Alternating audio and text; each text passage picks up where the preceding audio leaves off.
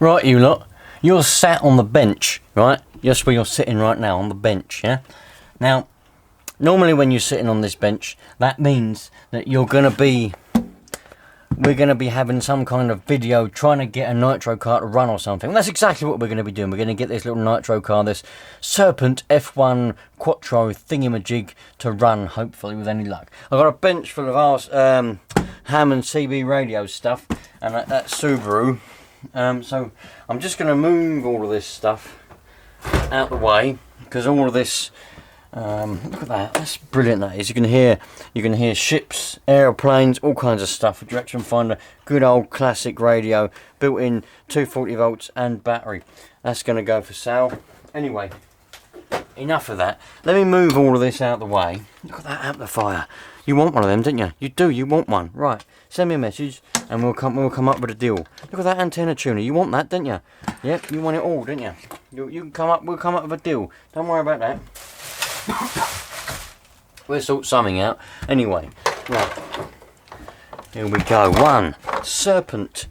Move camera down. Lovely job, lovely job. I always praise the cameraman because he does a brilliant job. Do I? Yes, you do. Oh, thank you very much. No problem at all. Right, this is a lovely shell, and we're not going to be looking at that in one little bit today. Now, the problem is, no one knows if this runs, and the person that sent me this all the way from the land of Holland said it hasn't run for a while. The last person that played with it didn't have a clue what they were doing, so have a look carefully. Well, that seems to be relatively jammed up. I'm going to use the word jammed. Now it's quite important, you lot. A lot of you use the wrong terminology and the wrong words for things, because that may cause some confusion. If an engine is seized, right, seized up, that means that the metal has expanded or there's lack of lubrication and it's seized up, yeah? You need lubrication. Anybody who's over 16 will understand you need lubrication, right? So, that is seized. Now, if an engine has fluid of some description, either too much fuel or water or another liquid that can't compress on top of the piston, yeah, and the engine won't turn over, that isn't seized. That isn't frozen, that isn't jammed, that's hydrolocked. It's very important to use the right terminology, because when you explain these things to people, if you use the word seized, people are going to think, alright, there's no lubrication, there's probably going to be some damage happen to that engine. But if it's just jammed up, because the fuel has been inside the engine and it's gone to jelly, which means it's a bit like glue, won't let the engine turn over, there's not going to be any damage to the engine. So if you can free that up nice and easily with the methods that I'm going to teach you in a minute. Hopefully, anyway.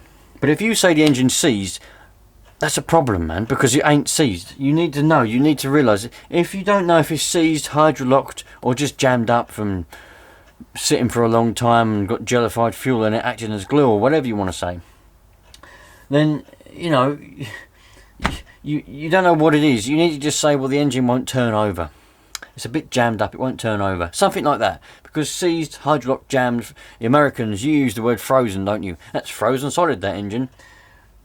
You need to make sure you use the right terminology, you lot, otherwise you'll make people confused. And if you're selling something, or if you're buying something, it's important to use the right terminology for things.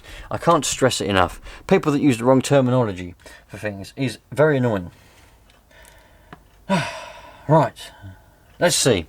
I reckon, hopefully, there's a lot of jelly a little bit inside the tank, and I reckon, hopefully, there is jelly inside the crankcase and around the piston, which is meaning that I can't turn it over by hand very easily. It will budge, it does move a little bit. Probably not enough for you to see on camera, but it will move the minutest amount. Look, I've been preparing cabbage, red cabbage, so I've got a purple thumb. Crazy, isn't it? You can't scrub that off, no matter how much you try, it won't come off. It's like beetroot, it won't come off. So I could put the engine heater on there, but that'll take a while. So I'm going to use a heat gun, and this goes up to what degrees? Oh, 550 degrees Celsius this goes up to. So I should be able to get loads of heat in the engine and, you know, make any jellified nitro go back to some form of liquid, and we should be able to turn the engine over. And also, when you heat an engine up, the metals expand, so it's important that you heat around the cylinder and also the head, but around the cylinder mainly, because then the cylinder will expand and the piston inside the cylinder will expand slightly because it is going to get warm, but it won't expand as much, so it'll loosen everything up. That's why when an engine's cold it's quite stiff. You heat it up, it gets nice and loose. That's because the cylinder has expanded around the piston and there's, you know, a bit more tolerance for it to move up and down. If you was to take the glow plug out and put heat straight down into the top of there, the piston would expand because the piston would get hotter, and that would expand, and it would expand faster than the cylinder would, and that means it would get stiffer. But it's probably not going to be anything that you would notice massively. There's all kinds of ways of heating things up, but when you're heating an engine, a nitro engine, heat around the cylinder, and that'll open it out a bit, hopefully.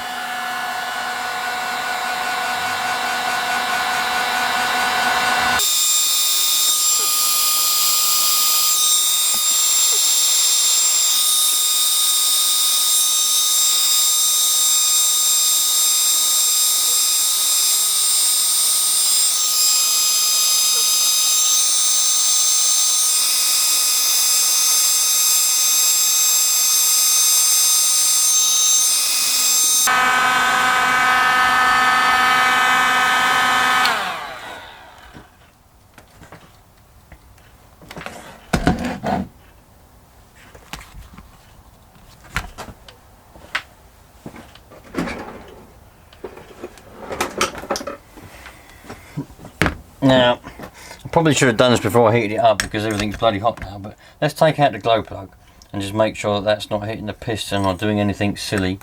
And I've got a little pair of pliers here. And, nice old glow plug. Let's see if we can get this to turn over or not. There we go. We're free. We're free. Yeah. She's just stiff. That's all she is. Yep. We're going now. We're moving now. So, let's get some... I'm going to put some 3-in-1 oil down in there. Give that some lubrication. Quite a lot of it. I've put quite a lot in there. I'm hoping it'll, if I can move it up and down a bit, we should be able to oh, it's already freed up. Loads. Yeah, loads. Oh, I can hear it. I can hear it going blub, blub, blub, blub, as it's going down in the crankcase. Yeah. Now, the person that I bought this from obviously was a smoker. Now, I don't condone smoking. I don't smoke myself. Don't condone it. But and I don't necessarily like the smell of it either. But I do like the smell of tobacco when it's either quite old. Like if you go in, you don't smoke, and you go into a smoker's house, right? And they've smoked in there for years. It just smells old. Love that smell. And I like the smell of it fresh as well, but there's certain brands of tobacco which smell better. But when something has the smell of tobacco on it, I love that. That's brilliant. A lot of people don't like it, but I do. If you buy a settee, or if you buy anything from someone who smokes, if it's been there for a while, like this, for example, obviously the person that sent me this was a smoker of some description, was it pipe, cigars, cigarettes, don't know. But now I've heated all this up, it's proper wafting up of tobacco, and I like that. That's a nice smell, I think, anyway.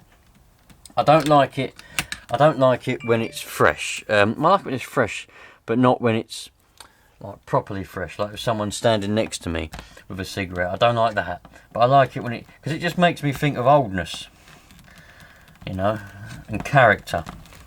Because all the people that I've ever met that have had proper character have been proper like pipe smokers, and I just like that. It's just nice. So we're proper free up now. That's lovely. Look at that. That's turning proper. That noise, by the way, is not the engine making that. It's the pliers slipping off the flywheel. That's properly turning over nice now. What I need to do is I need to find a starter box that'll actually fit and marry up. Now I've got 2 starter boxes, but the other one I know won't fit. Plus I've already tried it. Don't tell anyone. I laid it on it the other day, and it doesn't marry up. The flywheel doesn't match up or nothing. It just won't work. But I've got this other one. This other starter box here, which, you know, might work. Oh, what the bloody hell all that is? What is all that?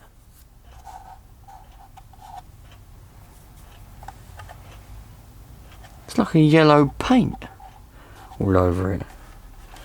What the bloody hell? Well, where the bloody hell that's come from? Like a yellow paint. Oh well. So let's unplug all this. Oh bloody hell. My heat gun's melted to the table. It was only going to be a matter of time before I melted my new table, wasn't it? Let's see if this is going. If this ain't going to marry up, we ain't got no hope in starting it.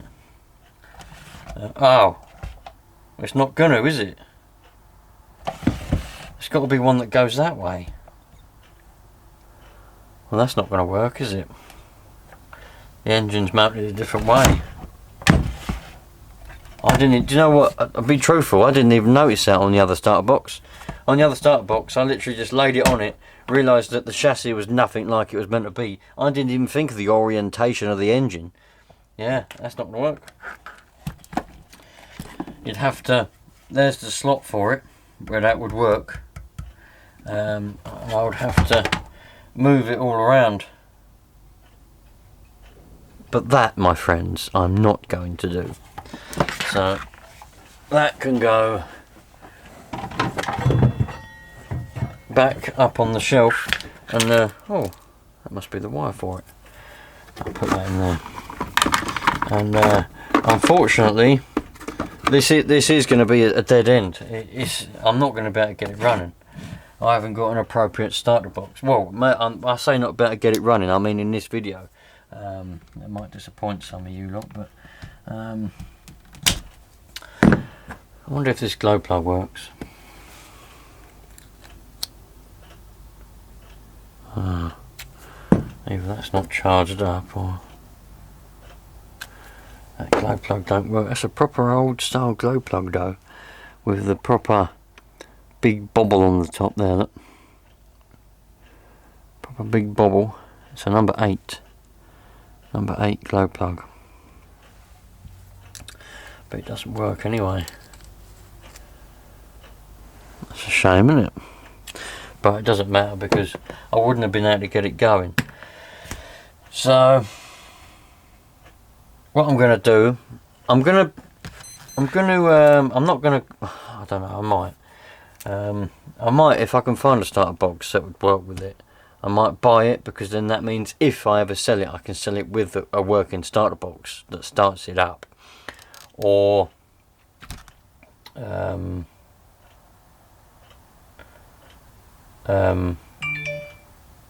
yeah, well, like if I use it, that means I can, you know,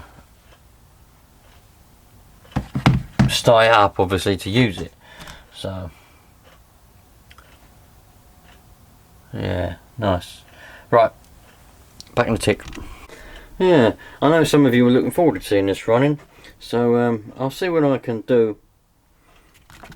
Hopefully it will be nice too, but at the same time, you know, person who gave it to me said he wouldn't be offended if I was to sell it to raise money to buy more things for the channel. So if anybody comes to me with a price. I've already had a couple of offers on it, so I might just accept one of them offers and send it on to someone who wants to spend the money and time on it and restoring it. And in which case, I'll ask them to do a couple of little videos of it when they get it going, and I'll put it on in a video here, and you can all see it actually going when it goes. But yeah, it's a nice car. I like the engine. I would have liked to have been able to take the engine out and keep the engine, but obviously nobody's going to want to buy it with no engine, so I shall keep that intact. But nice. There you go, you lot. And think about the terminology of things that you use, because I'm not on about different countries' words for things like spanner, wrench. Like Americans say, like when you turn an engine over, Americans say crank, don't they? Oh, crank the engine. They mean turn the engine over. In England we say turn over. Because you're turning the engine over. We don't say crank. But I don't mean like that. I just mean to make sure you use the right words for what you're trying to explain, because I do often see people advertising nitro cars and motorbikes and other stuff as a seized engine. Well, that could be bad for them, because me, when I see seized engine, I think, right, well, that engine's overheated, or it's got a cold seize on it, or something's happened to it, lack of lubrication, and it's seized up and there's going to be damage. Going to have to do some repairs to it. It's going to cost some money. Probably not going to want to buy it, or not buy it for as much as they want. But if the engine is just jammed up from sitting around and got jellified fuel in it, it acts as glue, as you just saw. That one was jammed, and I've unjammed it with a heat gun, because the fuel becomes liquid again when you heat it up. That's a different story altogether. I would buy that. If someone said the engine is a bit jammed up, I think it's because it's been sitting around. It's not seized. It ran. You've got their word to believe. Obviously, you can't take them 100% serious. But I'd buy that over a seized one any day. Anyway, see you later. Oh, hello, you lot. How's it going? So I've had to get a new fridge, and the fridge used to live down there. Something happened. I don't know what. They stained the carpet. I'm very happy about that. But the one good thing about living, having everything in one go, I got my kitchen here, my fridge was down there, and this is where I sleep, and obviously I sit at that table there and whatever during the day if I'm about, so that's quite handy. But I decided to myself, I'm going to move the fridge. I'll put it up there, so it's next to me oven thing. So I'm moving all of this out, and I'm coming across all of this handy dandy stuff that I'm, having a bit of a sort out and see what I can find. A lot of this stuff, I was keeping as to collect, because this is a matched set. This is for ham radio and also CB radio. You got the meter there, the power meter, and the SWR meter, and then you got the amplifier there for ham radio playing. Like good old valve set, these ones are speedy ones. I was keeping these because I renovated them, got them running, got them all working properly along with the meter at one point, and now I've just decided to keep them in the collection. But do I really need them? The answer is probably no. Also got this set of Sony speakers, which I used to have indoors, actually working indoors. They were then outside for a bit, then I bring them back indoors again, and now they're just not doing a lot because I've got nothing to wire them up to. But maybe I'll try and sell those. I mean, who knows? But a lot of this stuff, it's just dormant, really. Look at this one I found, you lot. It's an original Subaru Impreza. You can get these from places like Argos and that. They were like the high end of toys in Argos and that. There's the Argos code now. Back in the sort of early 90s. I don't know when this was actually from. Probably early 90s. Let's have a look. See if there's anything on the box. I've done a little video on this. I did try and get it running, but give up on it. I didn't try too hard on it to get it running.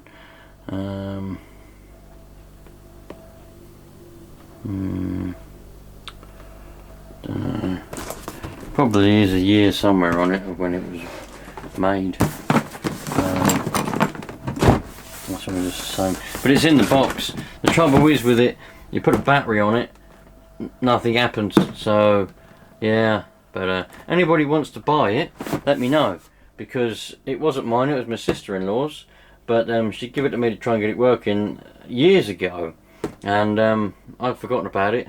Well, I couldn't get it working. Made a video on it. I didn't try that hard. Could get it working if you really try. I mean, what can be wrong? You know, you put a battery on it, nothing happens. Alright, resistor, capacitor, motor, ESC, something's not quite right. Anybody that knows what they're doing can replace all of that stuff and get it going. And but yeah, it's in perfect condition. It was barely used. But anybody wants to buy it, it's mine now. It's given to me years ago. She said just keep it. So anybody wants to buy it, any money raised from selling this will go straight to the channel, you lot. Straight to buying new ones to make videos of. And yeah, there we go. So yeah, anyway, I know that was nothing really to do with the video and Nitro cars and all of that, but never mind. Thought you might like to see. Some of you lot have other hobbies and things, CB ham radio and all that kind of stuff. Thought you might like to see that kind of thing sometimes, you know. And I'm slowly getting through a load of the old clutter and getting rid of a lot of the old stuff that I don't even use anymore. Like this DX5000, that's I'm going to try and, well, I will be able to sell it, but I'm going to try and get as much money for that as I possibly can, because that's all going to go towards buying stuff, RC stuff for this channel. So every single thing that I sell is going towards this channel at the moment. And I don't use this DX5000 anymore. I don't go out doing ham and CB radio that much anymore. I don't have time for it, plus it's quite unsociable. So there you go, you lot. Thanks for watching. I'll catch you on the next one. Enjoy yourselves, and man, just love life because it is absolutely brilliant. I can't get over it.